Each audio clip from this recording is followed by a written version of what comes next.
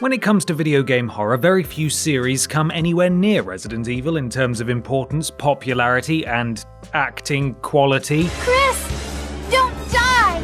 And one thing Resident Evil has done quite well since its humble start on the PS1 is introduce gamers to a steady stream of great characters. Which is good, because the world of Resident Evil is absolutely horrifying, and having characters you enjoy spending time with can go a long way towards helping you push through the nightmare. Now, ranking every character in these games would have been nearly impossible, but narrowing our focus down to the ones we get to control at some point seemed like a great way to tip our hats to the good guys and gals who pop up every few years to shoot more monsters in the face. But before we get to the rankings, a few ground rules. For starters, we are not counting multiplayer modes, raid modes, mercenary modes, arcade modes, and so on. Those tend to cram as many playable characters as possible into the roster, and while that's nice for fans, it's not really relevant to the purpose of this list. Secondly, we are including spin-offs, some of them anyway. Any of the shooter-based spin-offs, such as Gun Survivor or Dark Side Chronicles, aren't included as there's almost no variation between characters, and there's only so many different ways we can say you move crosshairs around the screen. Also, we aren't including the Outbreak games, simply because they would more than double the length of this list for no real gain. In those games, you control ordinary townsfolk who have different names and stats, but who ultimately play very similarly to each other and don't have much in the way of personality. Same applies to Operation Raccoon City for about the same reason. Oh, and yes, we know the word protagonist is easier to say than playable character, but as you'll see, not all of the folks on this list are protagonists. So there. Finally, beware both spoilers and spookums. Let's rank 'em. I'm Ben from TripleJump, and here is every playable Resident Evil character ranked from worst to best.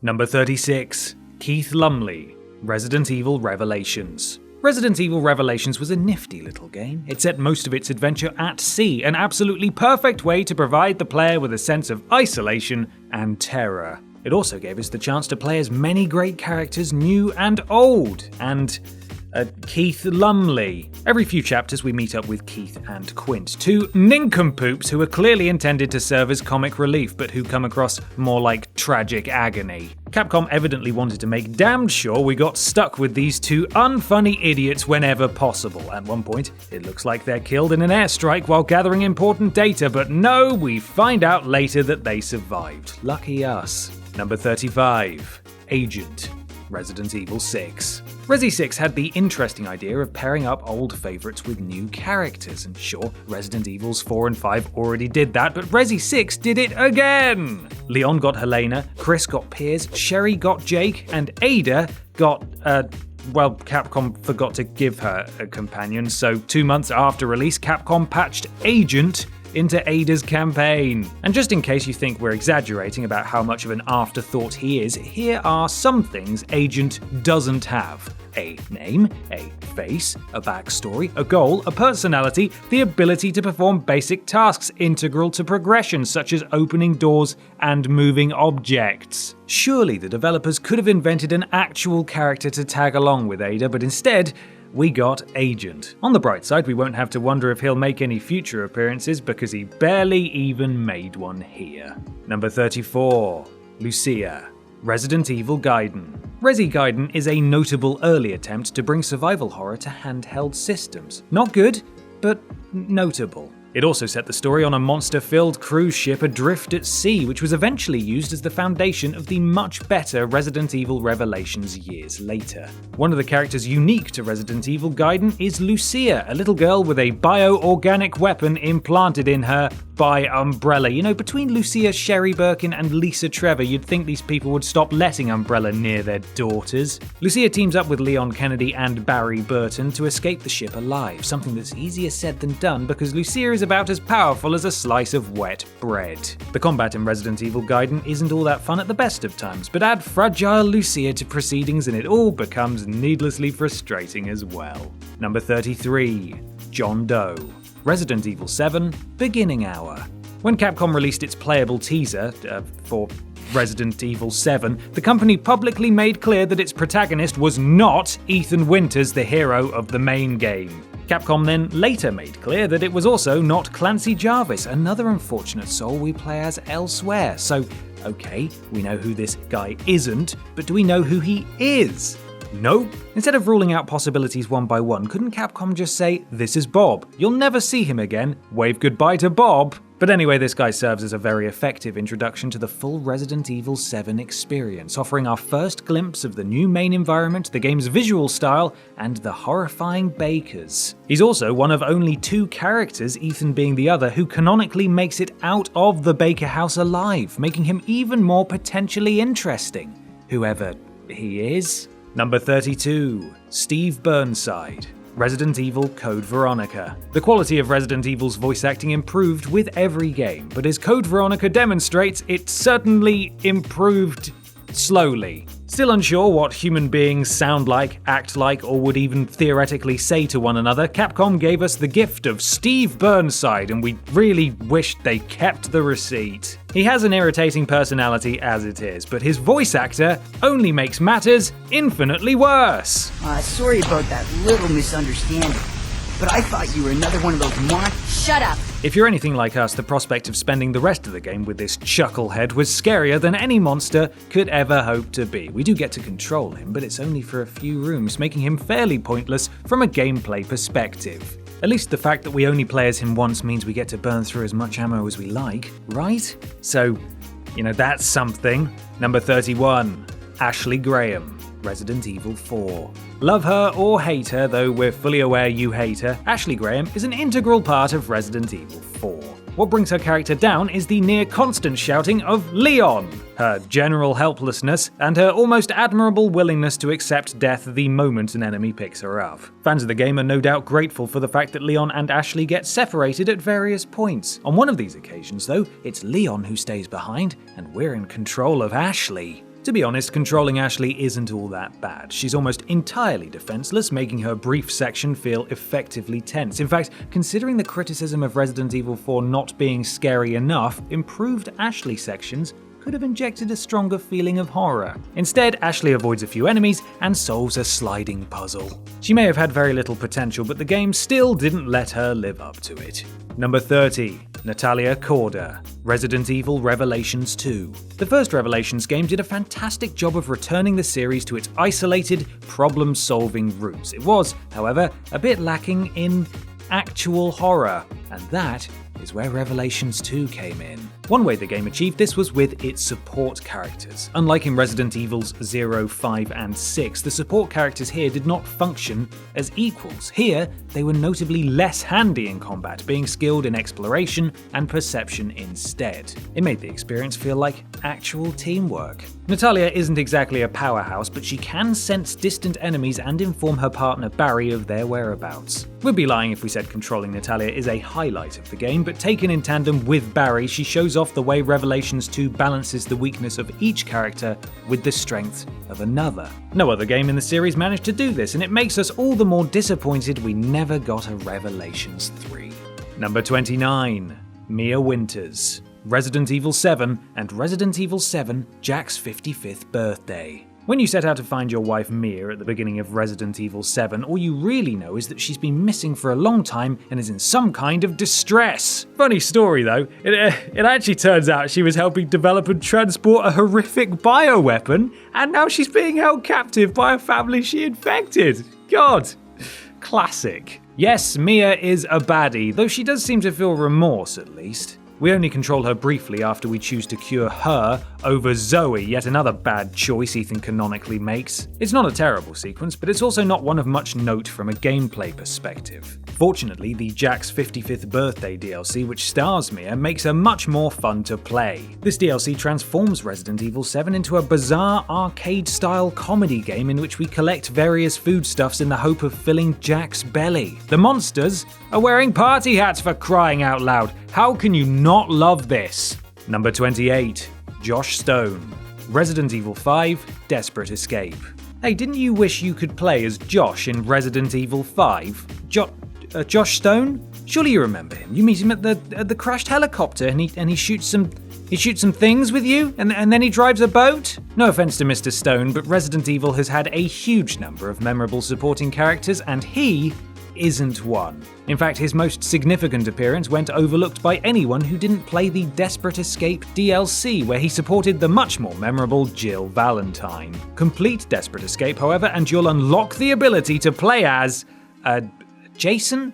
Was it Joe? Maybe it was Jeremy. Additional characters are always welcome, but we never get much of a sense of who he is or why we should care about him, and his dynamic with Jill is not nearly as interesting or natural as Chris's is with SHEVA in the main game. Oh well, it was nice knowing you, whatever your name was. Number 27, Sherry Birkin, Resident Evil 2 and Resident Evil 6. Sherry Birkin was your punishment for choosing to play as Claire in 1998 Resident Evil 2. Alright, that's not entirely fair. She's just a little girl, but she's a little girl infected with the G virus. You'd think Sherry might have some more interesting abilities as a result, but she does little more than shove crates around. In 2019's fantastic remake of the game, Sherry's sequence is thankfully reworked, but your mileage may vary depending on how much you enjoy sneaking around a creepy orphanage. It's basically Outlast, but with fewer peens. It's Resident Evil 6 that keeps Sherry from being at the bottom of this list, however, as by that point she's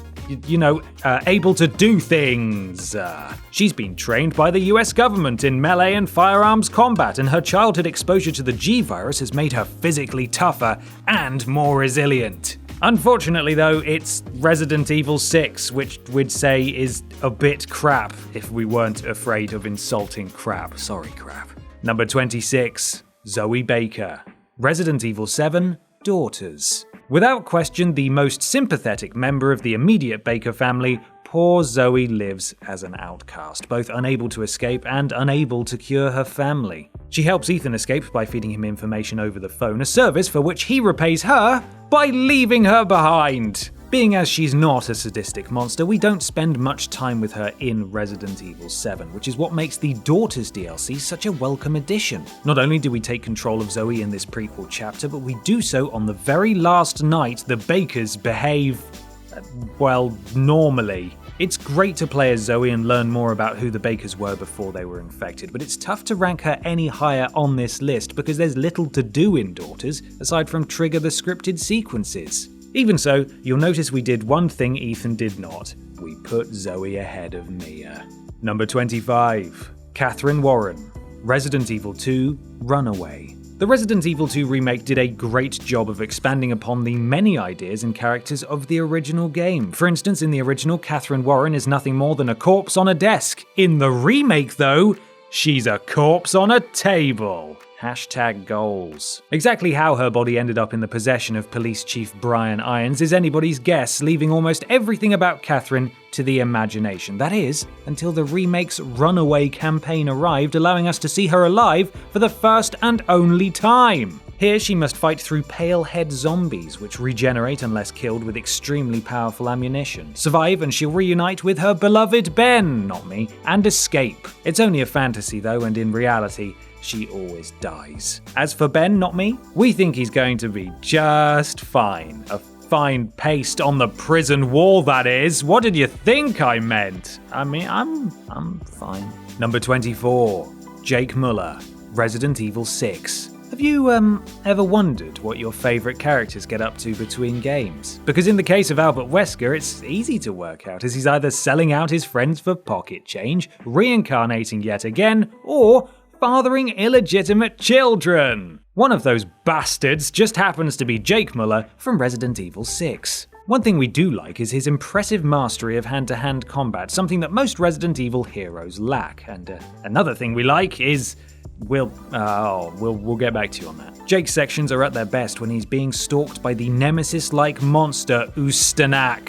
The rest of the time, though, well, if you thought Resident Evil was always disappointingly low on scenes in which you ride motorcycles over helicopters, Jake is the character for you. But if not, congratulations, you have better taste. You'd think the fact that Jake is the son of a recurring villain would make him more interesting than he actually is. Number 23, SHEVA ALOMAR, Resident Evil 5. Resi 5 was developed with co-op in mind, and doing that while also creating a satisfying single-player experience meant creating a competent companion. Also, the game was to take place in West Africa, where American protagonist Chris Redfield would need more than a little help fitting in. SHEVA is a good character in her own right, with Capcom making sure she was somebody players would trust and want to spend time with. She's also one of gaming's better AI companions, providing helpful background information and feeling surprisingly like a natural inclusion for a series that has always been about making progress on your own. The reason SHEVA is held back in this list is because she doesn't seem to have a place in the series beyond this single game, and will likely never know more about her other than the very little we learn in Resident Evil 5. Number 22. Barry Burton, Resident Evil Gaiden, and Resident Evil Revelations 2. Oh Barry, you lovable lug. It's impossible to rank you too low, even if your most memorable moments are from a game in which you are not playable. He first appears in Jill's Resident Evil campaign, during which time he'll save her bacon, leave items for her, and intermittently act like a real drama queen. I'll just go and get some fresh air and be eaten by a monster. He's also known for his interesting take on speaking the English language with his mouth, such as when he calls Jill the Master of Unlocking, tells her she was almost a Jill sandwich, and when he hits Jill with some firearm knowledge. Just listen. It's a weapon. It's really powerful, especially against living things. Better take it with you. We don't get to play as Barry until Resident Evil Gaiden, and then in the much better Revelations 2. Interestingly, in both of his main appearances, Barry is motivated by his love for his family. Aww. In Resident Evil 1, an assurance of their safety is what makes him assist the villainous Wesker, and in Revelations 2, he sets out in search of his missing daughter. He's a stand-up guy, that Barry. If only he could rein in his performance somewhat. You're right. But just take a look at this! Number 21. Jay Martinez, Resident Evil 2, Forgotten Soldier.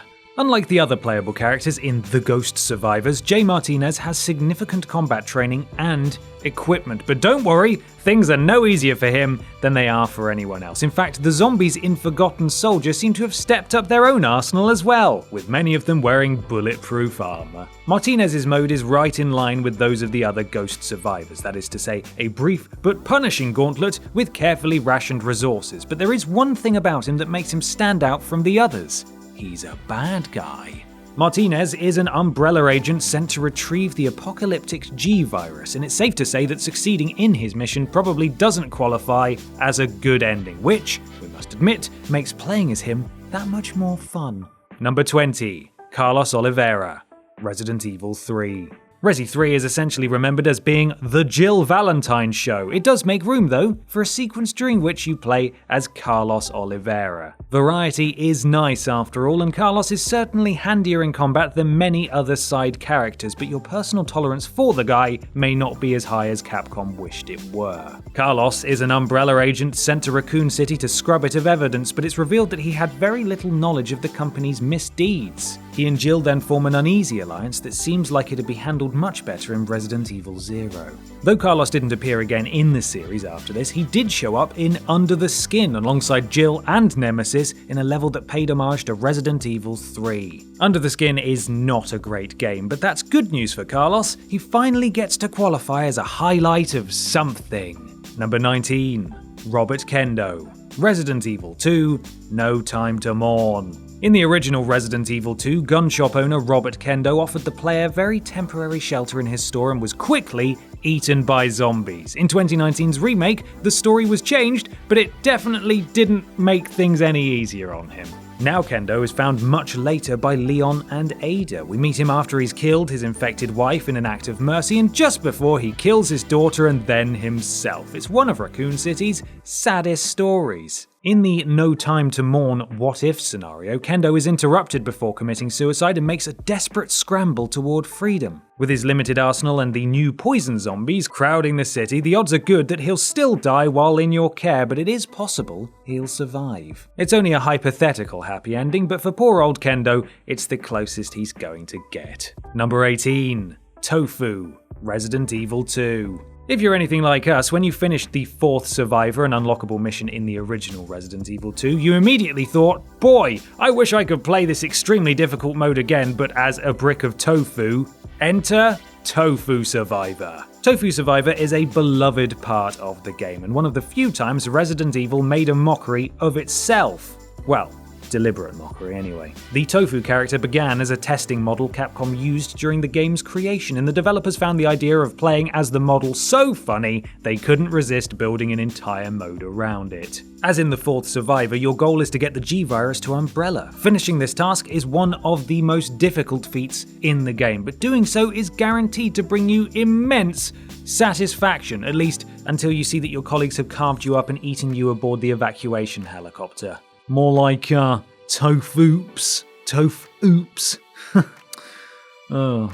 Number 17. Parker Luciani. Resident Evil Revelations. The best of the new characters introduced in Resident Evil Revelations, Parker Luciani seemed like he'd be a perfect fit for the franchise moving forwards. His over-the-top vocal performance alone, complete with corny quips, makes him feel like a natural fit for the recurring cast. Just not my night. We control him at various points, and he's always a friendly, competent presence among the unrelenting horror. He was one of the game's biggest highlights, and the fact that he hasn't returned is made all the stranger when you consider that his death is later revealed to be a fake-out. Why keep him alive if you aren't going to use him again, Capcom? And if you aren't going to use him again, why not let him die so his sacrifice means something? In fact, why are you so afraid to kill characters now? Don't you remember the first game? You killed off almost the entire cast. These are horror games, Capcom. Stop being afraid of death.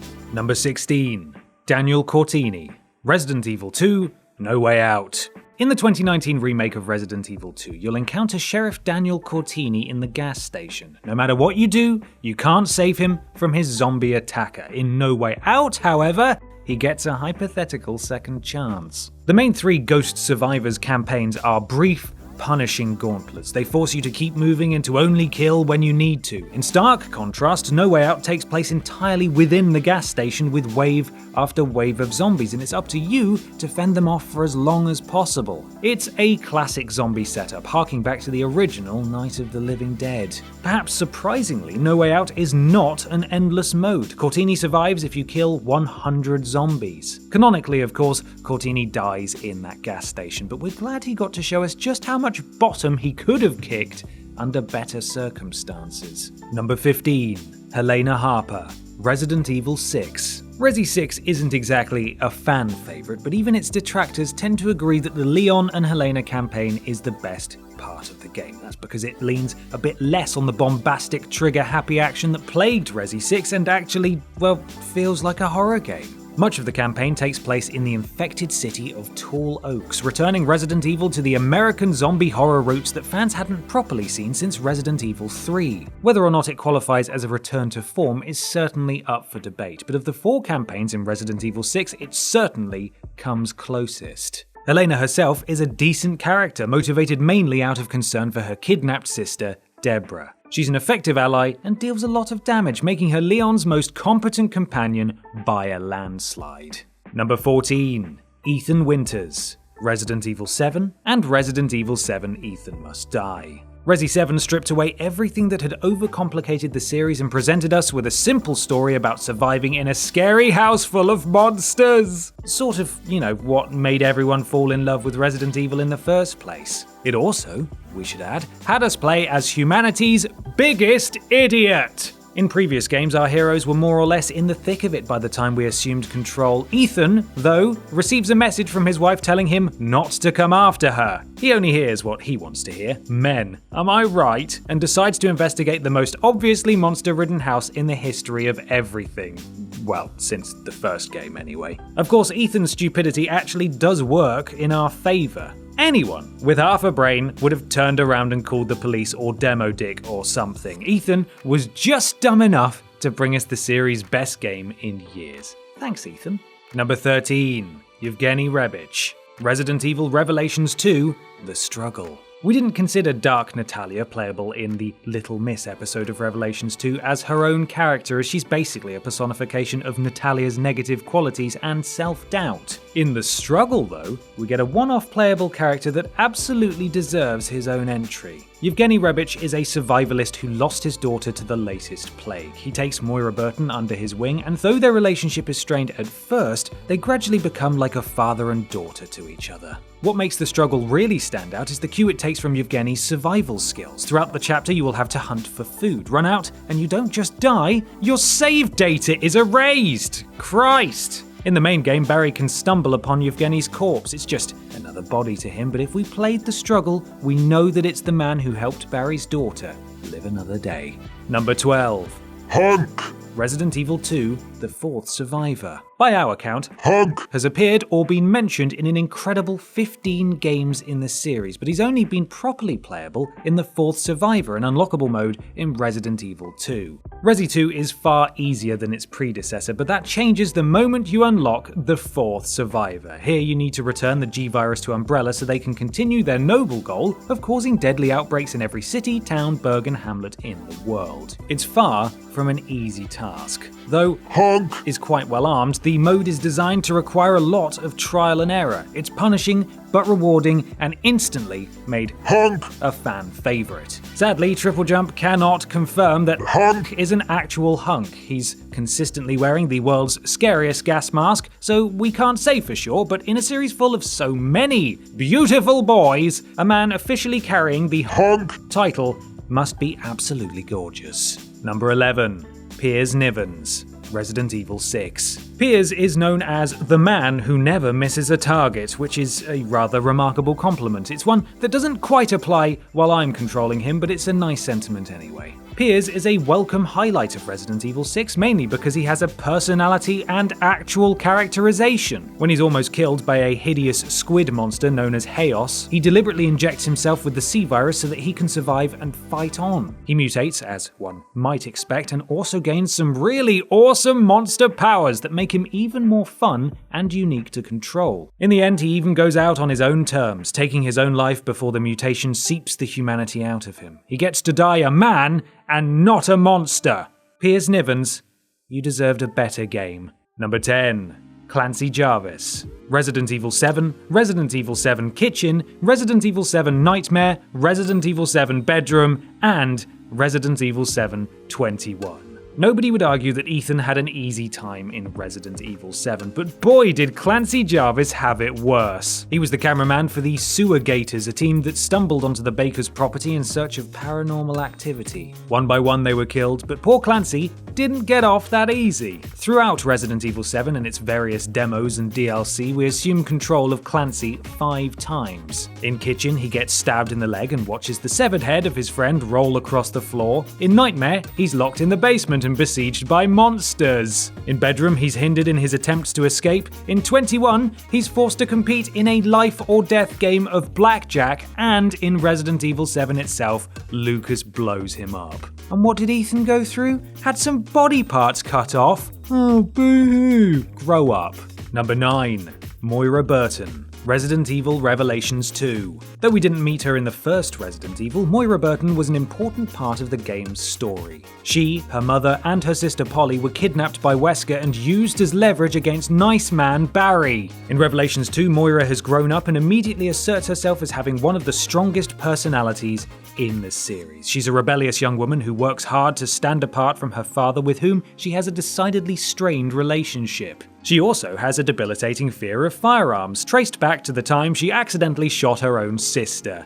Oh dear. That makes for a welcome gameplay wrinkle though, as she relies on her partner Claire Redfield to shoot enemies for her. Moira is one of the most well-rounded and best acted characters the series has ever produced, and her relationships with both Claire and Barry give Revelations 2 some genuine emotional heft. As Resident Evil gets less hammy and more genuinely compelling, Moira is a perfect candidate for being among the next generation of heroes. Number 8. Joe Baker. Resident Evil 7, End of Zoe. Each of the Bakers is tough in his or her own way, but most of them are mutated, mind-controlled, regenerating monsters, so that probably goes without saying. Joe Baker, though, is not infected at all. He's just a powerhouse of a man who beats monsters to death with his bare fists. By the time Resident Evil 7 begins, Joe has been estranged from his brother Jack and the rest of the Bakers for some time. After the game wraps up, though, Joe steps into the spotlight with the End of Zoe DLC to rescue his calcified niece. His dedication to her reinforces just how deep familial love and dedication ran in the Bakers before Mia showed up, and the fact that he comes to the rescue of Zoe, the most sympathetic Baker, provides some much-needed closure for the character Ethan left behind. Also, Joe and Zoe don't rhyme. We know you know that, but just seeing the names so close together in this script is breaking my brain. Number 7. Billy Cohen, Resident Evil 0. Billy is an ex-soldier framed for a war crime by his superiors. Fortunately for him, a group of mutant zombie dogs killed the officers escorting him to his place of execution, and that's about the only time the presence of mutant zombie dogs could ever be described as fortunate, but still. He meets up with Rebecca Chambers, and it's the mutual respect and bond they form that defines Resident Evil 0. Billy could have been little more than the other character in a game intended to focus on Rebecca, but he turned out to be one of the most memorable presences in the entire series. He gradually gets Rebecca to let her guard down, and she genuinely comes to appreciate him despite his past. Best of all, in the Nintendo 64 version of Resident Evil 2, you can find Rebecca's report of the incident in which she lies that Billy was killed, freeing him from a lifetime of pursuit by Johnny Law. It is a fantastic and genuinely sweet gesture of gratitude. Number 6. Chris Redfield, Resident Evil, Resident Evil Code Veronica, Resident Evil 5, Resident Evil Revelations, Resident Evil 6, and Resident Evil 7 Not a Hero. One of the REOGs, Chris Redfield is undoubtedly among the best known characters in this series. He's managed to star in both some of the best games and some of the worst, though, which does tarnish his legacy somewhat. He's also one of the characters Capcom doesn't quite know what to do with. We met him as a member of STARS, then he founded his own anti-bioorganic weapons task force, then he joined the BSAA, and when we last saw him, he was working with Blue Umbrella, which really should have chosen a different name if they didn't want to be mistaken for, Umbrella. He almost always comes across as a blank slate, though I suppose the one who can punch boulders does qualify as a personality trait in the world of video games. He's not the most interesting hero in the series, but he is one of its oldest and most important. Number 5. Rebecca Chambers, Resident Evil and Resident Evil 0. In the first Resident Evil game, STAR's Alpha team is dispatched to find out what happened to Bravo. Throughout the course of the game, you'll find each member of Bravo dead or dying, except, of course, for Rebecca Chambers, who proves herself to be the most intelligent member of the team by locking herself in a room. There are terrible demons. Ouch! You only meet her if you play as Chris, and it's a good thing you do because she has the utterly necessary zombie survival skill of being able to play Moonlight Sonata. At various points you'll take control of Rebecca to do things Chris can't, such as mixing chemicals, and things Chris apparently doesn't get paid enough to do, such as retrieving a life-saving serum for Richard. In Resi 0, she gets to do more than just drag an idiotic man along behind her, though to be clear, she still does that, and it gives her character an opportunity to shine. In short, we like her a lot, but not nearly as much as Wesker likes her, as he keeps secret photos of her in his desk. I mean, we're fans and all, but that's just a bit weird, Albert. Stop it. Number 4. Claire Redfield, Resident Evil 2, Resident Evil Code Veronica, and Resident Evil Revelations 2. Claire did two important things in Resident Evil 2. She proved that the series wouldn't have to rely on the same protagonists in every game, and she was also our first playable character who had no combat or survival training at all. She was an everyman or every woman, and a welcome one, serving as an appropriate audience surrogate for the game in which the infection spreads to an actual town full of innocents. She's also one of the few characters on this list to appear exclusively in really good games. Resident Evil 2 and its remake, Code Veronica, Revelations 2, that's about as strong a resume as a Resi character can have. Claire is a more interesting, more rounded, and more compelling character than her brother, who rarely comes across as anything more than a musclehead. When the series wants the player to feel like a formidable brute, it can roll out Chris, but when it wants the player to care and feel like they truly need to earn their survival, it can roll out Claire. We know which approach we prefer. Number 3. Ada Wong, Resident Evil 2, Resident Evil 4 Separate Ways, Resident Evil 4 Assignment Ada, and Resident Evil 6. Rezi's resident Mata Hari, we never quite know where alluring acrobatic karate queen Ada Wong stands at any given moment, or where her allegiances lie. That's probably because they're always shifting, and from day to day she will work for whichever side can give her what she needs at that time. As such, she's both helped and hindered our heroes at various points throughout the series, yet we can't help but love her. Ada has a distinct style and attitude that makes her genuinely cool. While a number of other characters in the series try to act fat, with a PH that is, with sunglasses, mopey haircuts, or action hero one-liners, Ada doesn't have to try. She's naturally, effortlessly cool, and any scene becomes far more interesting the moment she struts into frame. We got to play as Ada briefly in Resident Evil 2, and Resident Evil 4 gave us a pair of Ada-focused campaigns, but she didn't get a proper starring role until Resident Evil 6. And frankly, Ada, we'll say the same thing about Resident Evil 6 as we say about your taste in men. You can do better. Not me though, I mean, blimey. I think your profession is terrifying. Sorry, Ada. Number 2, Jill Valentine. Resident Evil, Resident Evil 3, Resident Evil Revelations, Resident Evil 5 Lost in Nightmares, and Resident Evil 5 Desperate Escape. To many fans, Jill Valentine is Resident Evil. Yes, the first game allowed players to choose between her and Chris, but it's safe to say that most people played as Jill, as just about all of our cultural memory of the game comes from her version of events. Being saved from the ceiling trap, her voice acting, Barry's voice acting, Barry in general, these are things you only experience in a Jill run, and they're the things fans remember most fondly. And rightly so. Jill was a competent member of the team and wasn't just there to be rescued. Many other games were still struggling to treat women as anything other than damsels or sex appeal, but Resident Evil gave us the capable, resourceful Jill, even if she did suffer from a mild brain injury. You're here too. Yes, you're here too?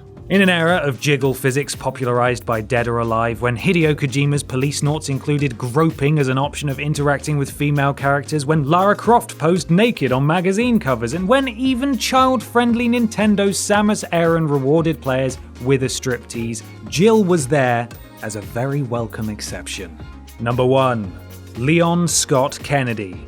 Resident Evil 2, Resident Evil Gaiden, Resident Evil 4, and Resident Evil 6. Leon Scott Kennedy was always destined for the number 1 spot on our list. He was, after all, the protagonist of both Resident Evil 2, often considered the best of the fixed camera titles, and Resident Evil 4, often considered the best of the third-person shooters. He's introduced as a big-hearted Boy Scout, overwhelmed by the fact that the zombie apocalypse has coincided with his first day as a police officer. You'd think the zombies could at least have waited until he'd had some cake at his Welcome Leon party and, maybe made fun of his new colleagues for not knowing how to spell welcome, but alas, it was not meant to be. Then, much later, the United States handpicks Leon to rescue the president's daughter.